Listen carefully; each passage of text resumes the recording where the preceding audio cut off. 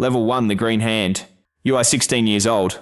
You stand on Merchant's Wharf, New Bedford, 1841. Your father signed your labour away for 4 years. The agent reads the ship's articles out loud. You sign with an X. Your lay is 1/300th of the net proceeds. 200 men crowd the dock. Half of them have never held a marlinspike. You climb the gangplank of the bark Francis Henrietta, 260 tons, 3 masts, outfitted for a Pacific voyage. First mate Coffin gives your first order. You confuse port and starboard. You vomit over the rail before the ship clears the breakwater. Your knees buckle with every swell. 30 different lines hang above your head. Each one has a name. One rope can take your leg off. It snags an ankle when a whale runs. You climb the rigging in your first gale. You don't look down. The Cooper shows you the hold. 3,000 empty barrels wait below deck. You carry water from the scuttlebutt. You carry salt beef hard enough to sharpen a blade. You carry ship's biscuit riddled with weevils. You pick the weevils out before you eat. 6 weeks out, the masthead lookout screams. Tharshi blows. 3 whaleboats hit the water in under 4 minutes. You are not assigned to one. You stand at the rail. You watch. The boat steerer drives his harpoon into a sperm whale's flank. The whale's tail comes down on the second boat. The planking splits. 2 men go into the water. 1 surfaces. 1 does not. The crew searches for 11 minutes. They stop. Captain Obed Nye logs the name that night. 3 days later, first mate Coffin calls your name on the quarterdeck. Boat 2 needs a 6th oarsman. The seat is the one the dead man held. Level 2, the oarsman. You are 18 years old. The Francis Henrietta rounds Cape Horn. 11 months out. You row the 6th seat of whaleboat 2. It's the seat of the man who drowned. You know his name. You don't say it out loud. You learn to read spouts from 400 yards. A right whale blows in a V, 2 holes, low and bushy. A sperm whale blows once, angled 45 degrees to the left. You call the difference before the mate does. Boatheader Nathan sets your stroke. 6 men to a boat. 5 oars. 1 steering oar. You row in silence. Oars make no sound in the water if you do it right. A whale spooks at the wrong noise from 200 yards out. You take your first kill as an active oarsman. The boat steerer's harpoon holds. The whale runs 1,800 feet of line out of the tub in under a minute. The line smokes against the gunwale. Nathan keeps a bucket of water on it. The wood doesn't catch. You cut in your first whale. The carcass is lashed to the starboard side by the tail. You stand on the cutting stage, a plank rigged over open water. The blubber comes off in 1 spiral strip. Whalemen call it the blanket piece. A tackle hoists it up the mainmast. Sharks work the carcass 6 feet below your boots. You feed the tryworks fire with cracklings, the scraps left after the oil renders out. You breathe smoke that blackens the sails above your head. You scrub your hands raw at the end of the watch. The smell stays on your skin for a week. A shipmate named Amos works the tub beside you. A second whale sounds without warning. The line pays out too fast for him to clear his foot from the coil. It takes his hand against the gunwale. 2 fingers go with it. He doesn't scream until the boat is alongside again. Nathan watches you coil a line without looking down at your hands. He says nothing. He puts your name on the list. Harpoon practice starts next week. Level 3, the boat steerer. You are 21 years old. Captain Nye promotes you after 4 kills at harpoon practice. Whalemen call it getting a boat. Your lay jumps to 1/80th of the net proceeds. You still owe the slop chest for 2 shirts and a knife. You row the harpoon oar now bow seat until the whale is close. You ready the first iron. You check the line's coil in the tub. You test the blade's edge with your thumb. You wait for the signal to stand. You throw. 12 feet of open water between the boat and the flank. The iron buries to the hitches. The whale sounds hard. 2,000 feet of manila line pay out of the tub. You call stern all. The crew backs water clear of the line's path. The whale surfaces running. You change places with the mate midboat. Bow to stern. Stern to bow. Both of you step over the thwarts. The boat pitches under your feet. You take the steering oar. He takes up the lance. The whale tails the boat at 20 knots. Whalemen call this a Nantucket Sleighride. Spray comes over the bow in sheets. The line hisses through your hands, 1 turn around the loggerhead post to slow the run. Rope burn opens the skin across your palm. The whale ties after 40 minutes. The mate drives the lance in 6 inches behind the fin. Blood shoots from the spout. The crew calls it chimneys afire. The whale rolls dead, fin in the air. 2 boats over, a second whale dives hard with no warning. The line runs out too fast. The oarsman can't clear his foot from the coil in time. It takes his leg at the knee going over the gunwale. His crew gets a tourniquet on before he bleeds out. He loses the leg. He keeps his life. Captain Nye logs the tally that night. 110 barrels from this whale alone. He tells you the ship will need a fourth mate by the next voyage. He asks if you can read a chart. Level 4, the fourth mate. You are 23 years old. Captain Nye signs your papers after your fourth clean harpoon count. Fourth mate. Youngest officer aboard the Francis Henrietta. Your lay jumps to 150th. You still bunk in steerage, one step above the forecastle. You take the stern of whaleboat 4 as boat header. You read the whale's spout from 400 yards. You judge the wind by the ripple on the water. You judge the whale's mood by the rhythm of its dive. You call course by hand signal, not voice. You keep the boat's log now, not just your own watch. Barrels rendered. Line expended. Names of men who draw against their lay from the slop chest. Every shirt, every plug of tobacco, every dose of medicine gets written down. It gets subtracted later. A green hand named Silas Tripp draws from the slop chest 3 times in 1 week. Rum, not tobacco. You check the ship's articles. Crew get a daily ration, nothing more. You report it to Coffin. Coffin tells you to handle it yourself. That's what a fourth mate is for. You cut Tripp's lay by a 10th share permanent, logged in ink. Tripp says nothing. He goes back to his watch. You don't explain yourself to him twice. The first gale of your command hits during the offshore ground passage. 40 knot wind. You order the top gallant struck before Coffin gives the word from the quarterdeck. Coffin backs your call after the fact. He doesn't say it to your face. You survive a knockdown at 2 a.m. The ship heels until the yardarms touch water. 2 casks break loose in the hold. You go below with a lantern lashed to your wrist. You re-secure them before they stove the hull from the inside. 3 weeks later, the ship's third mate takes a hit meant for the whale. A flailing fluke catches his boat broadside. 2 ribs crack against the gunwale. The carpenter splints them with barrel staves. The man can still walk.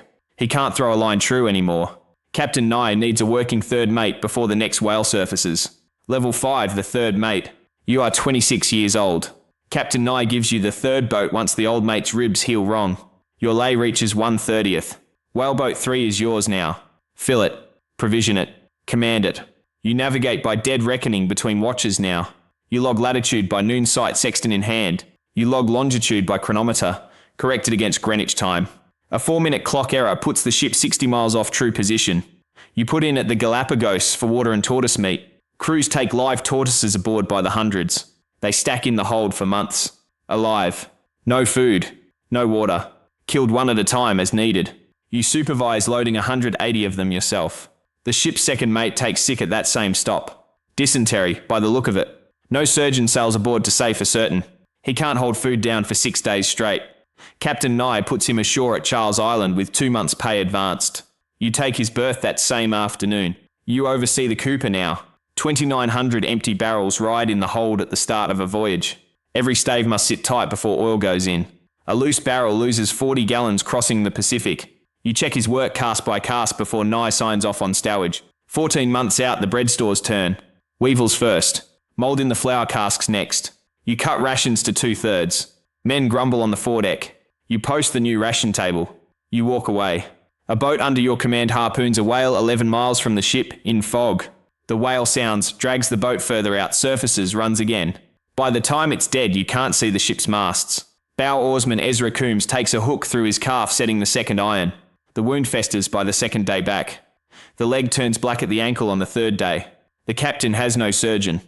No tools for amputation beyond a carpenter's saw and a hot iron. Ezra won't survive 18 more months at sea on that leg. You put him ashore at the next island. Ship's biscuit. A knife. A promise the agent will pay his lay in full. You don't know if the promise will hold. You don't look back at the beach as the ship makes sail. Captain Nye calls you to his cabin that night. He wants you to read on the charts for the passage north. He hasn't asked another officer that question in 4 years. Level 6, the first mate.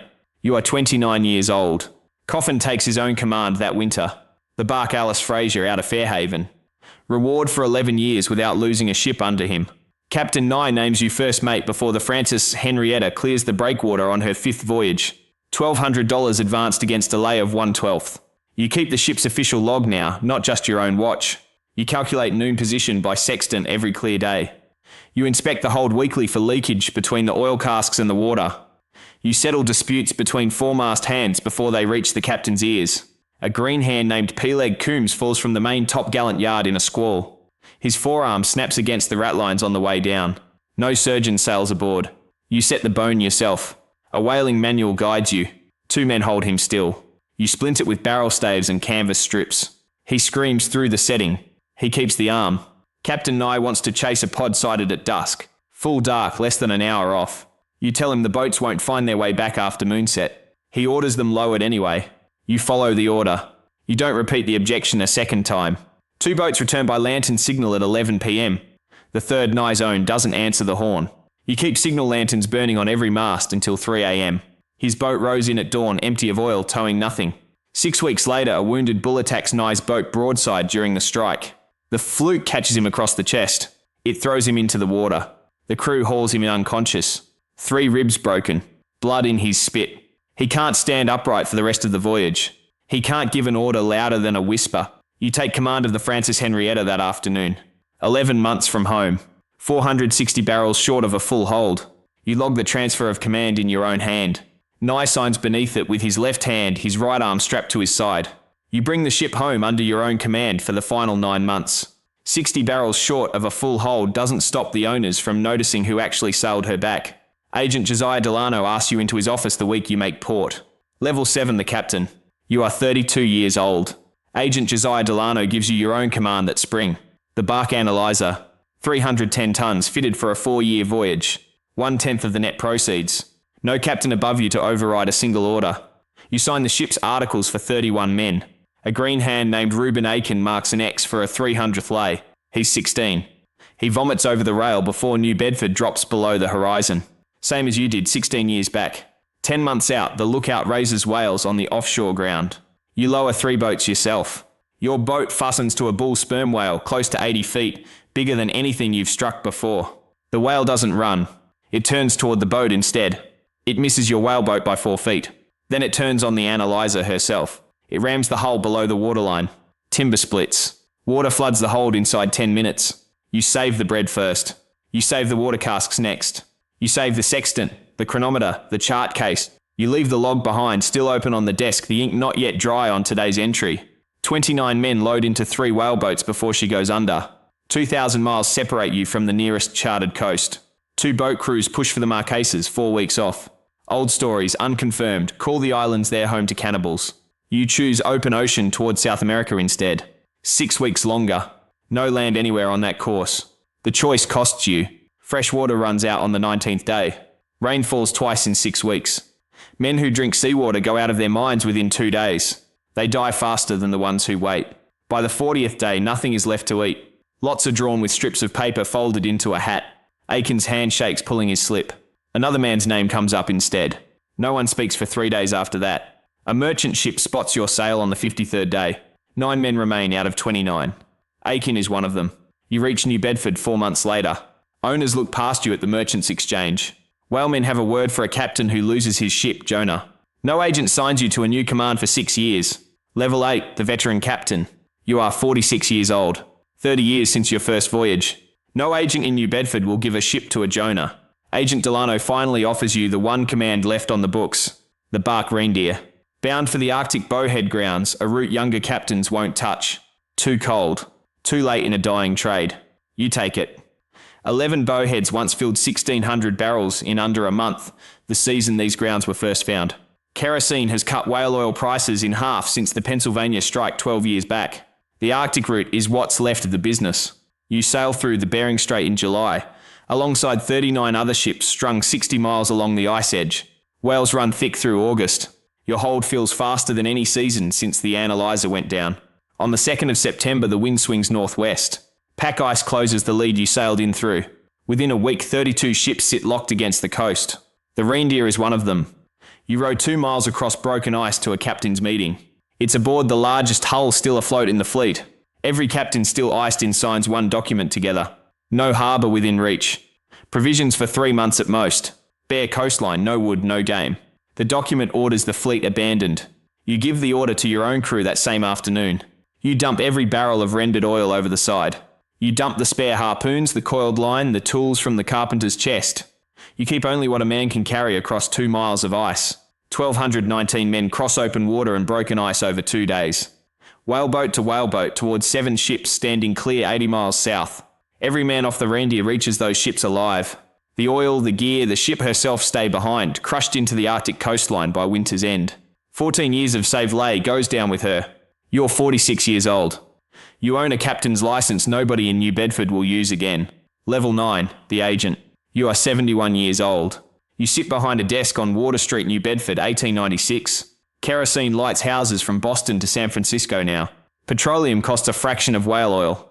It burns just as bright. Close to 300 ships worked the Pacific whaling grounds at the trade's peak 50 years back. 9 sail from this port today. You finance voyages now instead of commanding them. An agent's cut runs the same math as a captain's lay. Just counted from the other side of the ledger. You've buried 3 men who sailed under your own command. You've outlived 2 agents who wouldn't hire you after the analyzer went down. You've watched kerosene replace whale oil in windows from here to Boston. A boy walks into the office on a Tuesday morning, cap in hand. 16 years old by the look of him.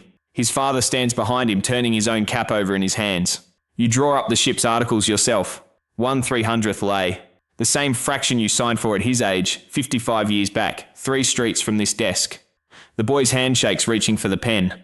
He signs his name in full where his father expected an X. You blot the ink before you speak again. You walk down to the wharf that afternoon to watch the season's last ship take on stores. The boy climbs the gangplank with a sea chest too heavy for his shoulders. He doesn't look back at the dock. You didn't either, once. 9 ships stand in a harbour that once held close to 300. One green hand climbs one gangplank into a 4-year voyage. Same as every year before this one. The cycle continues.